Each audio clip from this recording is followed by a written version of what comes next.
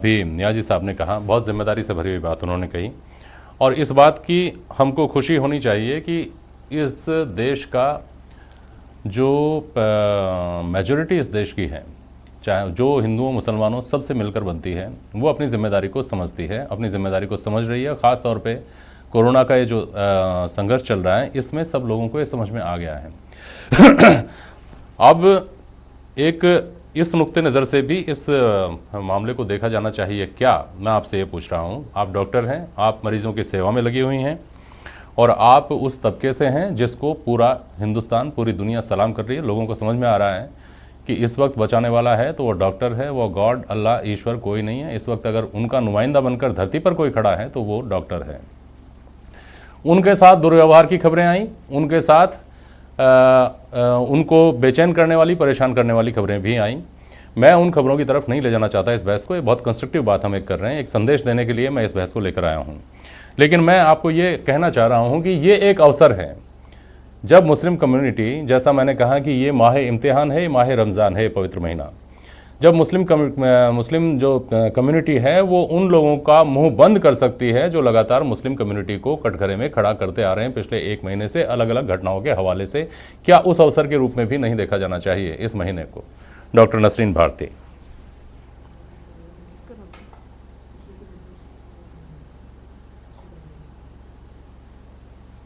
मेरे प्रोफेसर हटवाओ, अभी नहीं हटाया। डॉक्टर साहब, आप प्रोफेसर नहीं हैं, आप डॉक्टर हैं, मैंने अपने दर्शकों को बता दिया है। मेरा जो सवाल था आपसे, आपने वो सुना है क्या?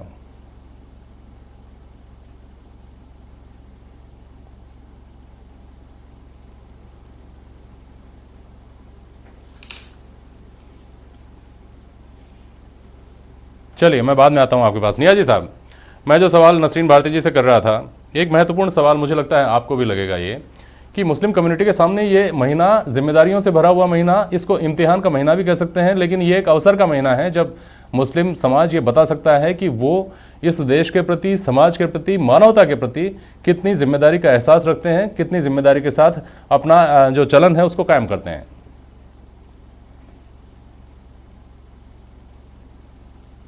बिल्कुल सही आपने कहा कि माह रमज़ान इस साल माह इम्तहान है और हमारा ये इम्तहान का वक्त है, और इसी में हम लोगों को ये बता सकते हैं कि हमारी कौम के बारे में जो गलत फहमियाँ हैं उनको वो गलत समझ रहे हैं और हम उसको सही करके बता सकते हैं। अगर हम सही तरीके से रहें और जिस तरीके से एडवाइजरी जारी हुई है गवर्नमेंटों की, उसका पालन करें पूरी तरीके से। डॉक्टर, जो आपने अभी जैसे कहा, बिल्कुल सही है कि डॉक्टर का इस वक्त बहुत अहम रोल है।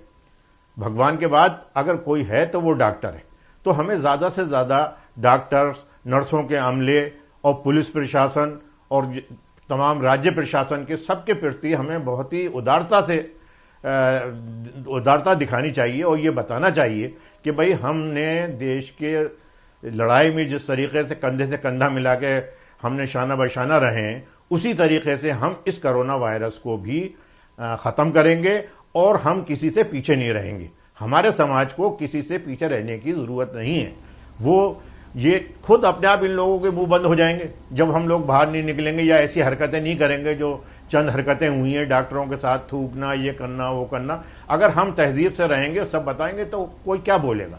हमें कोई मौका ही नहीं मिलेगा बात करने का कोई मौका ही नहीं देंगे वो किसी को, तो फिर वो बोलेंगे क्या? आपने बिल्कुल सही कहा कि ये हमारे इम्तहान का ज़माना, वो महीना है, और हमें इसमें बड़े सब्र और सुकून से रह के सारी इबादत करनी है और अपने कौम का और अपने देश का नाम रोशन करना है।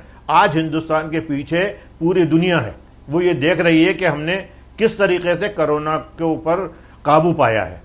लोग बाग हमसे सीख रहे हैं ये कि हम किस तरीके से इस पे काबू पा सकते हैं। जी नियाजी साहब। अच्छा नियाजी साहब, आपने अभी, जब मेरा पहला सवाल मैं आपके पास लेकर आया था, आपने कहा था कि इस्लाम वो मज़हब है जो किसी को मजबूर नहीं करता कुछ करने के लिए, वो फ्लेक्सिबिलिटी देता है। वो कहता है कि आप इबादत करिए, तौर तरीक़ों को लेकर उस तरह की बंदिशें, उस तरह की पाबंदियाँ नहीं हैं। अभी पिछले 1 महीने से बहुत सारे मुस्लिम धर्मगुरुओं ने लोगों को लगातार ये अपील की है कि मस्जिद जाना ज़रूरी नहीं है, आप अपने घर पर बैठकर अगर नमाज़ पढ़ते हैं तो उसका उतना ही सवाब मिलता है। इसको लेकर कुरान की का जो रेफरेंस है, जिसको हदीस कहते हैं, जिसको आपके जो हाफिज लोग हैं वो लोगों